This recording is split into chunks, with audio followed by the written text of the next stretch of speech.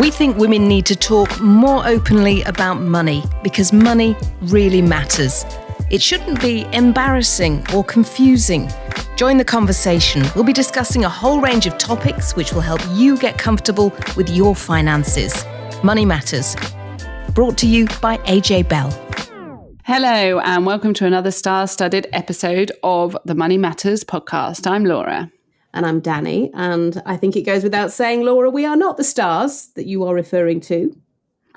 Speak for yourself. But no, to be fair, we have had some incredible special guests over the past few weeks and months. We've had Julia Gillard, former Australian Prime Minister. We've also had Debbie Wasco, a serial investor and entrepreneur. Jolie Brearley, founder of Pregnant Then Screwed. And this week, we are taking it up a notch, the one and only Arlene Phillips. Yes, the creator of the 80s sensation, the very risque hot gossip, one of the original judges on Strictly Come Dancing, and I cannot believe that we are about to start the 20th series of that.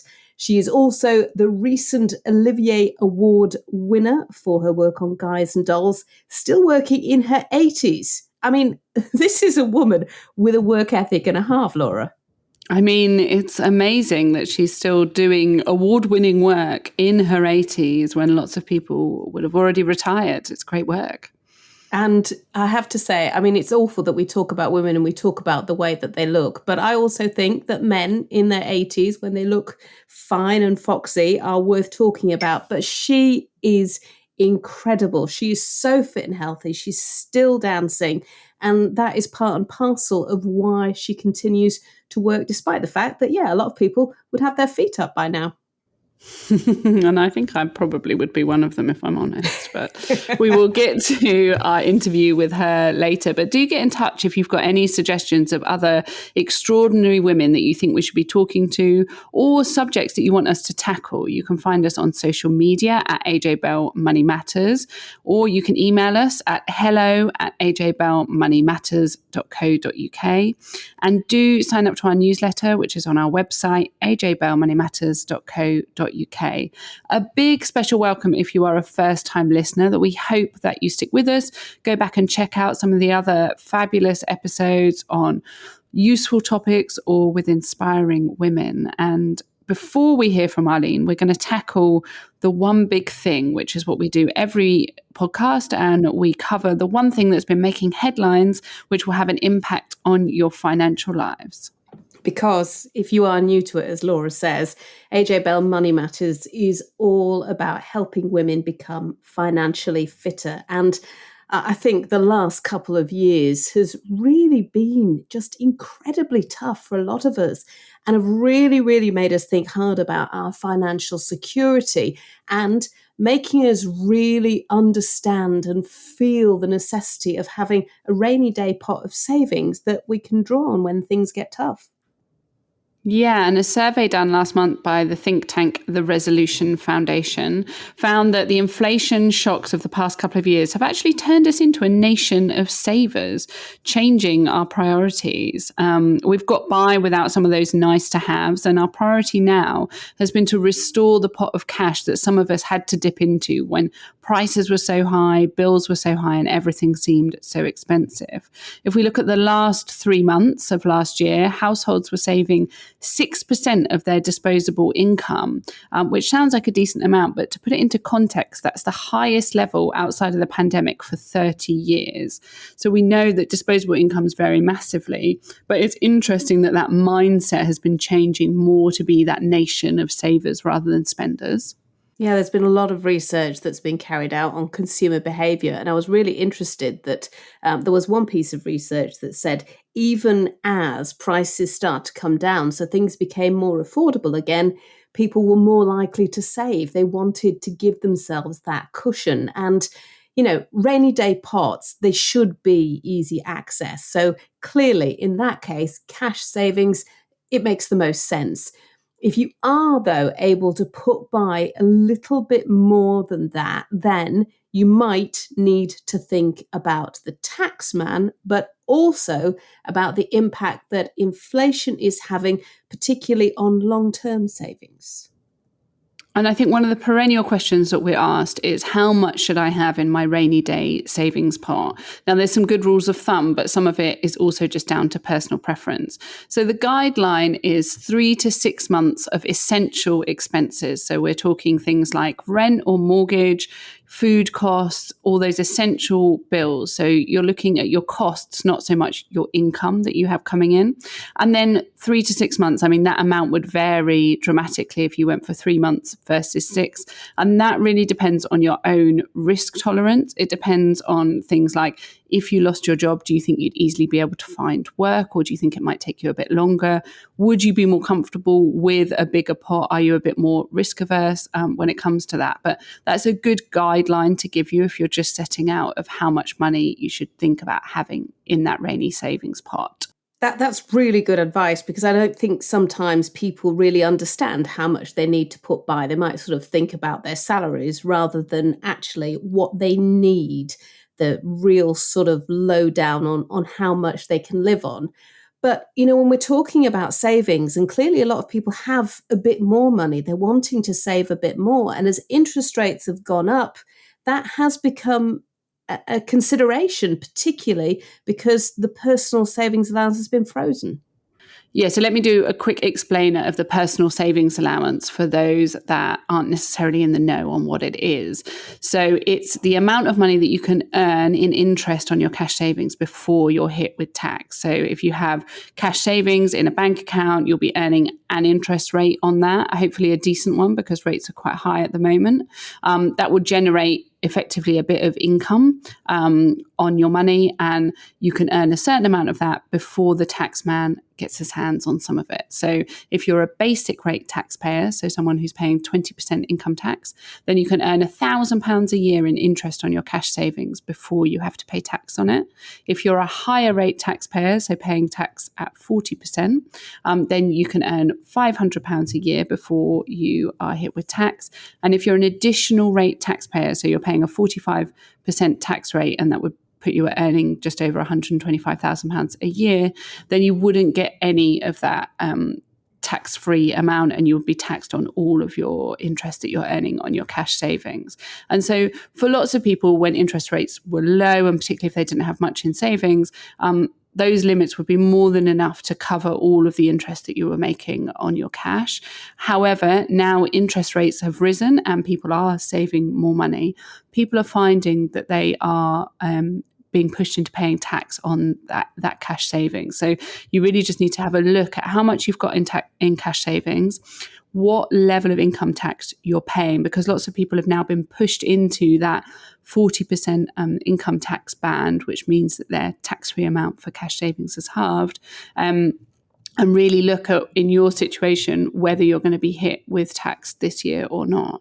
And if you are, then it's worth thinking about a cash ISA. So these are cash savings accounts, but they have tax benefits in that you don't pay tax on any of the interest sitting in that account.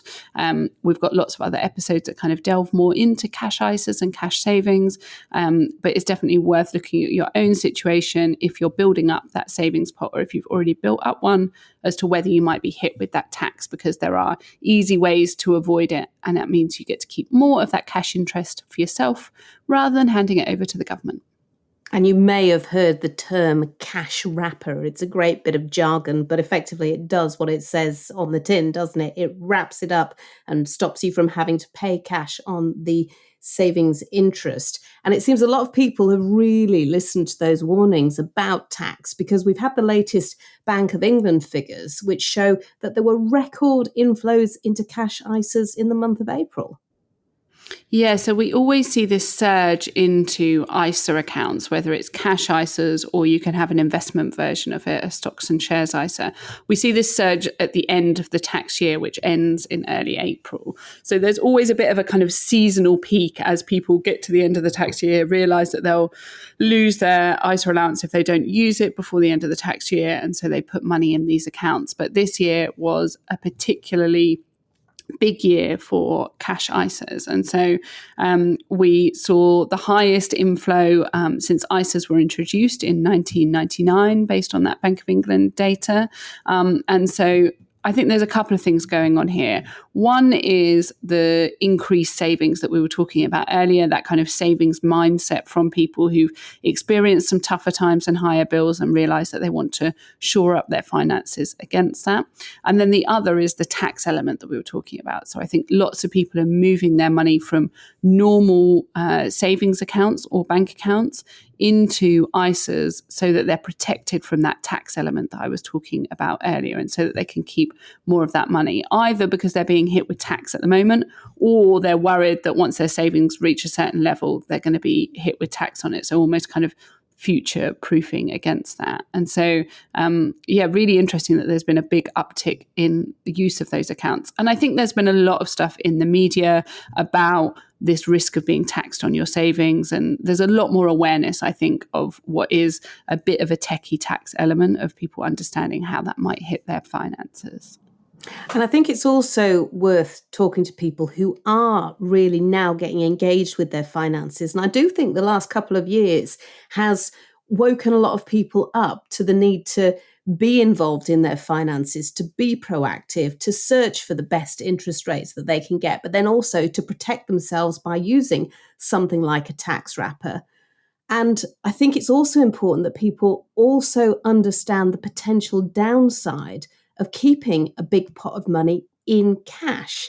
Now, I'm not talking about that rainy day pot that you need immediate access to. I'm talking about a pot that you're keeping for longer term investment reasons, maybe like buying a house or retirement. And some of our pals at AJ Bell have been crunching some numbers for us, and it really does put it in pretty stark relief, Laura. It really does. And I think there's sometimes a nervousness about investing the money rather than just leaving it in cash. And so the default is, I'll just leave it in cash and I know it's kind of safe, or I don't understand enough about investing. But actually, with inflation so high, that's kind of eating away at the spending power of your money. And as the figures show that I'm about to go through, you could make a huge amount more through investing over that longer term. And so these figures show that £10,000 saved into a cash ISA at the beginning of 2014, so 10 years ago, would have been worth £11,222 after 10 years. So you're making just over £1,200 in interest on that over that 10 years. However, if you'd invested that in the global stock market. So this isn't a theoretical return. This is actually based on what global stock markets did during this time. That £10,000 would have turned into £30,172. So you're making a more than £20,000 gain on your money in comparison to the kind of £1,200 return that we mentioned earlier for cash. And I think that's a really great way of highlighting how investing can really propel your returns over those longer periods. Now, when we think about how much we need in cash, Danni, you talked about rainy day savings fund. Also, any short-term spending you should keep in cash. So money that you know that you're going to spend in kind of the next 5 years. But beyond that, it's a good idea to think about investing as a way to really increase your returns over the longer term if you know that you're not going to need access to that money in the interim. So like you say, that could be money for a house deposit that you know is kind of 5 or 10 years out, or just, general saving for the future, which is what lots of people do. Think about how far in the future you might use that money and whether investing might be a good port of call. Right, that is our one big thing over with. It is time now to introduce our special guest this week, a woman who has had, an incredible career, and despite having reached the age of 81, is still working and still dancing. So Dame Arlene Phillips didn't come from a privileged background. She worked hard to get where she is today. She founded the dance group Hot Gossip in the 1980s. She choreographed music videos for artists including Elton John, Whitney Houston and Queen. And she's just won her first Olivier Award for choreography on the musical Guys and Dolls. She's had to deal with a lot in her long career, including being dropped from the judges' lineup on Strictly Come Dancing with no warning. She talks about life, money, and why retirement is not for her. So here is Arlene Phillips.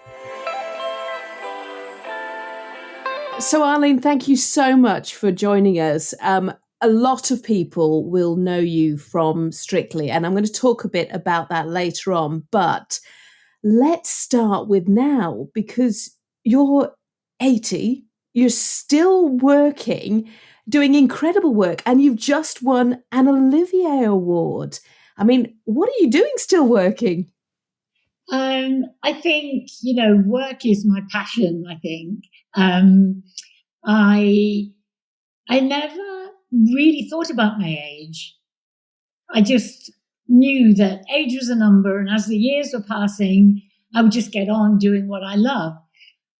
80 was like a dividing line when I suddenly thought, how much longer do I have left? What is the time? What do I want to do with the time that I have?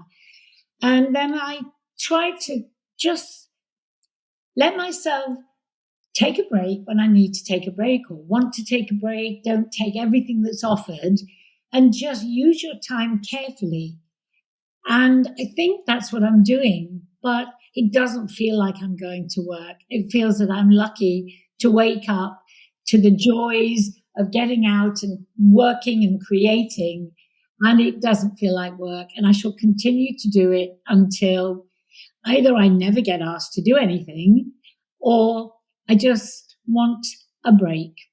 But right now, that's not it. I'm guessing that age and experience means that you can now cherry pick. I can cherry pick. I'm very, very fortunate in that.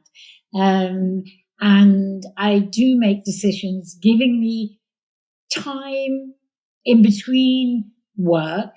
Well, doesn't always happen.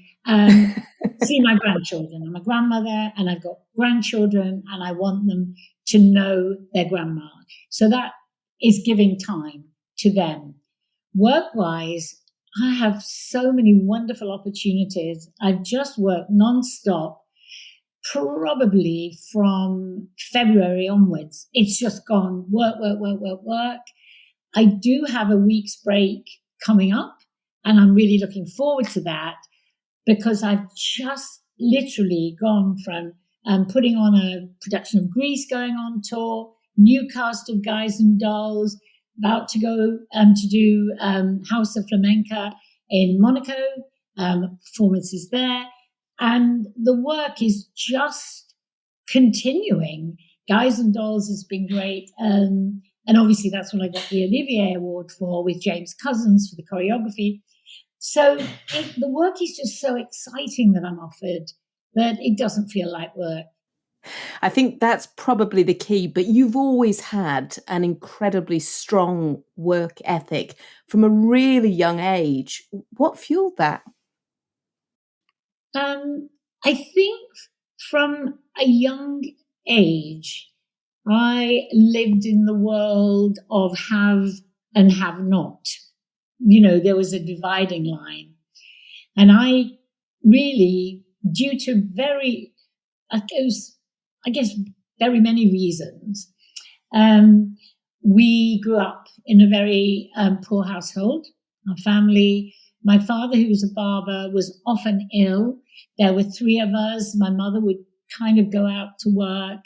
And I saw a girl from down the road to me who had black patent leather shoes, shiny black patent leather shoes, walking past the house. And our shoes were heavy school shoes, and those heavy school shoes that lasted a long time, even to the point when they didn't get changed as your feet grew, made me realize there are things I wanted in life, and the only way to get them is to be able to find a way to earn money to buy you the things you want.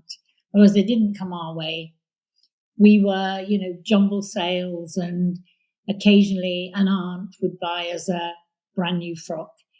So I think it was very much to do with that, seeing this other world, seeing this world of where you could just look lovely and you weren't in hand-me-downs or cast-offs. And I think it was that. I think if I have to put it into words, it's that. I would imagine what you're saying now about your experiences when you were a kid will chime with a lot of kids at the moment, because we've been through an awful period of time with the cost of living crisis. And I know a lot of mums have really struggled to, keep stuff on the table. So to them, I guess you're saying, look, you can get through this. You know what's really hard? And you talk about food on the table. And there were often times when my mum would take the three of us over to my grandma's to eat when there wasn't food in the house and there wasn't money to buy food. But that is, going back certainly, almost 80 years. What is going on with the world? We'd had a war. I was born just after a war. There was rationing, food costs money. Now, it should not be happening to children today. It should not. And as you say, there is a crisis, total crisis, that kids are living that and worrying, mums worrying. I know what it was like for my mum, worrying. You want everything for your children. You want to give them the best. You want to give them everything you can. And you'll do anything to do that. And the pressure it puts on families is just too awful to bear, quite frankly, and should not be happening. There's billionaires all over the world with untold sums of money. It's a dividing line that is so harsh and sharp. And it was that dividing line when I was a child that pushed me to work. Yes, and I hope in some ways I did work hard. I took every job I could to support myself when I was allowed to go out to work. And even before, paper rounds, working in a bread shop on a Sunday morning, whatever, to bring in money. But I just wish it wasn't happening today. I wish there was a fairer balance of wealth. You pulled yourself over that line and then some through grit, determination, but also talent. You had huge dreams, and that grit and determination led you to create Hot Gossip, which was, that was a household brand. It was massive, but that didn't just happen by chance. No, it didn't happen by chance, but there were a lot of, sometimes where you feel something from above is turning your life one way or the next. I did take every opportunity, every door that opened, however grim it looked. If it was a door to help me, whether it was to earn money, to work, to just find enough money to do what my dreams were, I would take that opportunity. So there was a lot of that. But also, I think I had the right thought of creating something special earlier than it actually happened. And you have to take those chances. For me, it was simple, a simple thing, just as watching what was on television. Now, on television, most shows, were weekend entertainment shows with lots of happy dancers smiling, all seem to look like, for me, perfection. Beautiful, tall, leggy blondes, or, dynamic, almost movie stars with lots of smiles on their face and dancing. I was in a class and studying with a teacher called Molly Malloy, who was American and brought over American jazz, which was extraordinary. It was a mix of classical dance, contemporary, jazz. And it, for me, opened my eyes to the difference between what I was doing and what was on television. And so I made my mind up. I started teaching classes and developing this jazz, let's say, into rock jazz, something funky, something had the essence of the street and what was going on.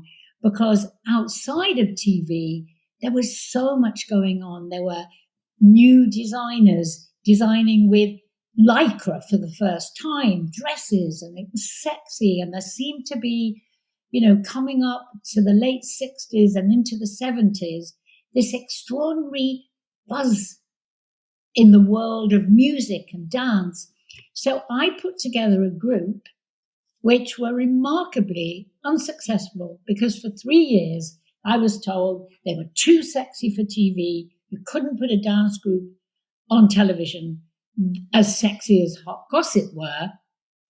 But I was determined because I felt this wasn't about sex and sexiness. This was about taking everything that was outside in that outside world from clubs and fashion and bringing it onto television.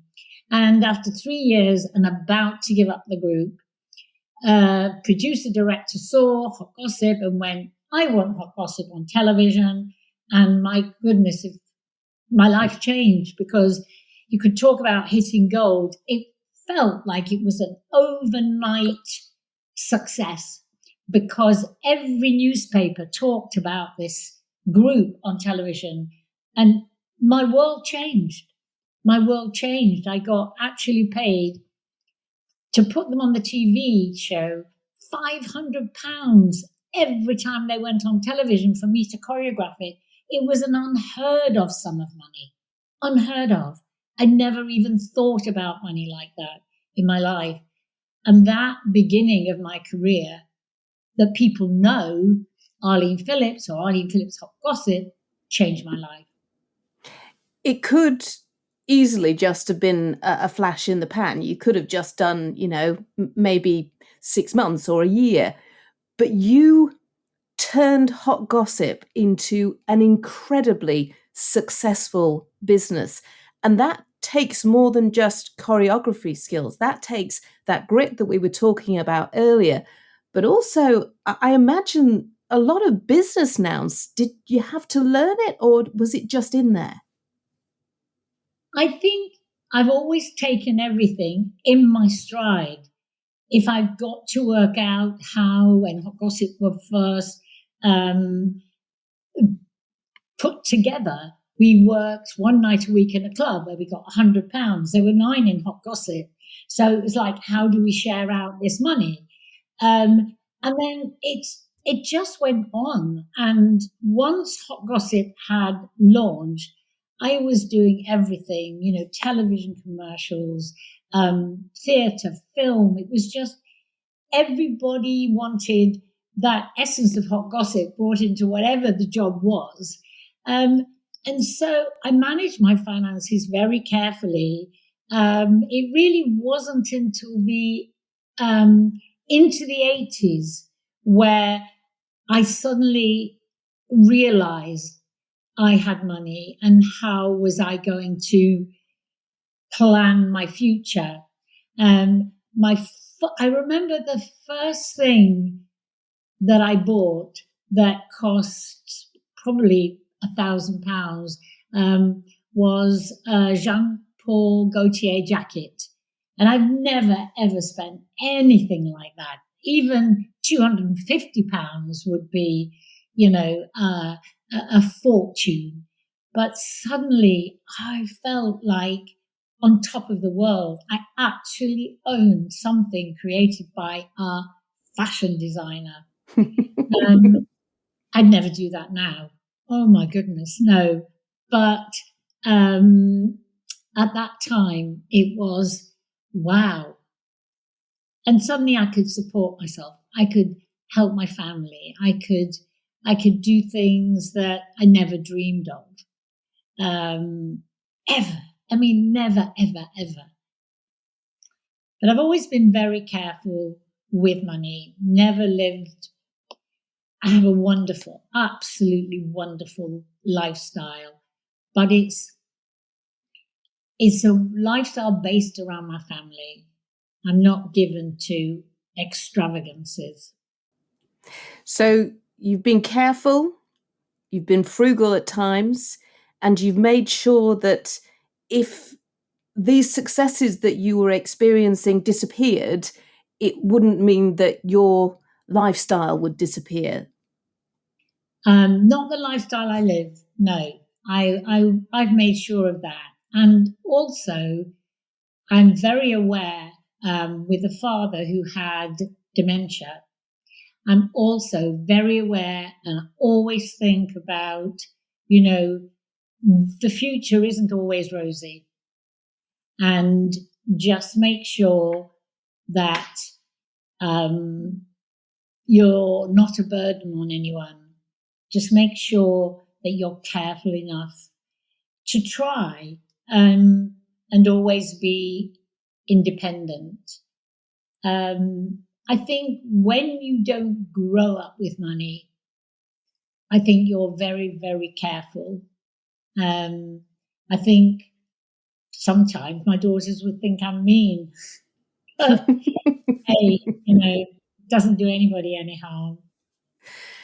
Now, you had to be tough, because I'm thinking back in the 80s and 90s, just thinking about that sort of time and attitudes towards women. And sometimes you would have been the only woman in the room when these decisions were being made. So how did you get your voice heard? And did you come across quite a bit of sexism? Because I'm imagining you've got stories to tell. I often was the only woman in the room. Bizarrely, at that time, and I think back to it and I wonder why, often I was the only female in an all-male creative team in theatre. And also when I was making music videos, I think everyone except the makeup artists were male. Everyone, all the crews, directors, the creators, the designers, were all male. But I think I was quite a tough cookie. I think I stood my ground. And to be really honest, at the time, I didn't really think about it. It's only in retrospect I started to look back and really demand, when I could, far more women on the team that were ever there. So I feel like in some way a pioneer for women, but I was determined that my assistants and associates were women whenever I could. And I'm very, very, very much for wanting 50-50 everywhere, on television, in theatre, wherever there is a role to play. Let's actually equal male, female within that team. You were definitely a pioneer when it comes to representation of women, but you were also a pioneer when it comes to representation of older women on screen. And I want to talk now about that period on Strictly Come Dancing, because you were the only woman on that judging panel. You had a huge amount of experience. People loved you, and yet your contract wasn't renewed. How hard was it for you to deal with that period? Because it was so bittersweet ending the way it did. Yeah, I loved being on Strictly. I didn't define it as my age, and that was never ever brought up. I just feel that BBC didn't feel that I, for whatever reason, kept up with the other panelists. For whatever reason, maybe they thought I was less loved by the audience. I don't really know. But the whole reason behind my sorrow was less, I think, to do with going than the circumstances. the circumstances were twofold. You know, when something sort of crashes, but there's also something else that's crashed into that crash. And that was my manager, Michael Somerton, who I had been with since the very early days of Hot Gossip, the clubbing Hot Gossip, before the TV, who believed in me totally and believed in the group when no one else did. And every director said, too sexy for TV, not interested. The struggling Hot Gossip. He became a manager, our manager. And he passed away the day before I found out that I was not going to be continuing on Strictly, which also came in a very, very, let's say, poor way, because I found out when my phone rang at 7 a.m., having been in the hospital with Michael the day that he passed, the day before, at around 7 a.m., and the phone rang, and it was behind my bed, and I picked it up, and it was 5 Live, who wanted to talk about my being replaced by Alicia Dixon on the panel of Strictly Come Dancing. And I said, oh, I'm sorry, I have no idea at this moment, but I can't talk to you. I've just had a bereavement. Thank you very much, and put the phone down. And then there was this prolonged time, really until lunchtime, when I actually got through to someone from the BBC. In the meantime, out at the front of my house in the little road, there were vans, there were reporters, there were photographers, there were craziness in the garden, in my little front garden. And so my world went upside down. And one, I think, thing that I think about most of all, what was my grief? What was my grief? Was it the passing of someone who was so dear to me? And the fact that also not being on Strictly, they collided, and the guilt I felt, the fact that it wasn't only my grief, but something else had come into it. So it unbalanced me. I can't even explain what that means, why that was such a big factor of it. Because when you grieve for someone, you want to be true to their grief is only about them. And the strange thing about something else happening is it's a shared grief. I never, to this day, I really don't know. I just know that it was just the most awful of times. I would imagine there are lots of women listening to this, lots of women in midlife who have experienced something similar, because you do tend to find in midlife that you lose those people that have been in your corner, but also they may have experienced similar knocks to their career, maybe not as public as yours, but very similar. How did you bounce back from it? Because bounce back you did. I blithely, I think, but really did think about it. I often was asked by students, parents of kids who want to get into theatre or dance. The question was often asked of me, should my daughter do this? What do they need? And I would say, well as talent and their own belief that they have to do this. It's not because the parents pushing them. This is the only thing I want in life.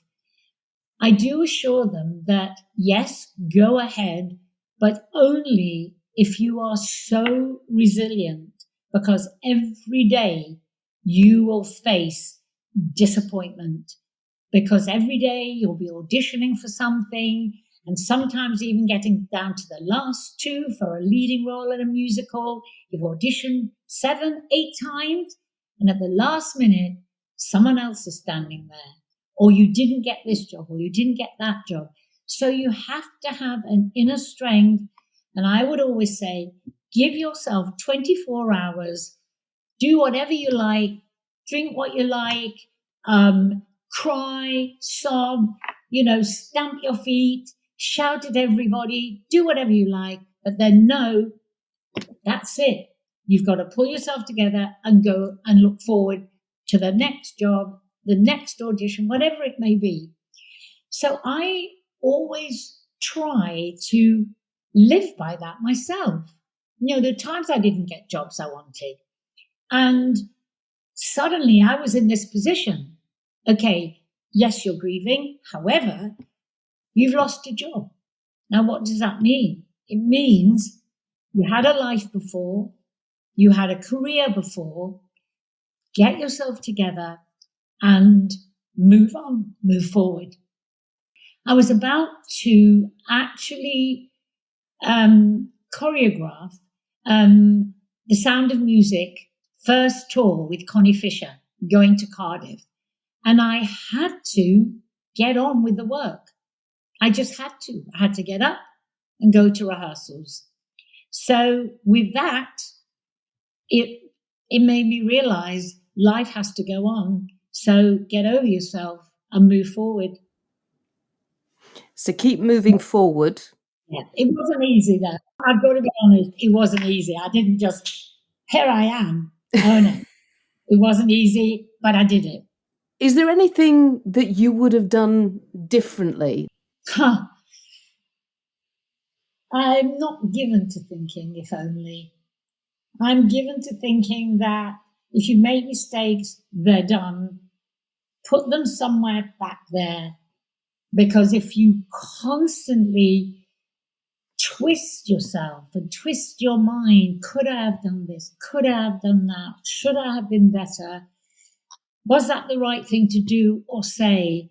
You will just endlessly have an inner struggle. It happened. Whatever happened, happened. Try to not live and allow it to destroy you. So I try to live by that. I often think when I'm really, really old, when I'm not working, when I'm doing nothing, will all these things come hammering from the little box in the back of my skull and come out and haunt me? I don't know. But, regrets, yeah, I have some, but I can't allow them to define me because I think I'd just bury myself. Arlene, it's been absolutely brilliant to talk to you. Thank you so much for your time. Thank you. What an incredible life she has led. But I have to ask Danni, did she share a financial confession?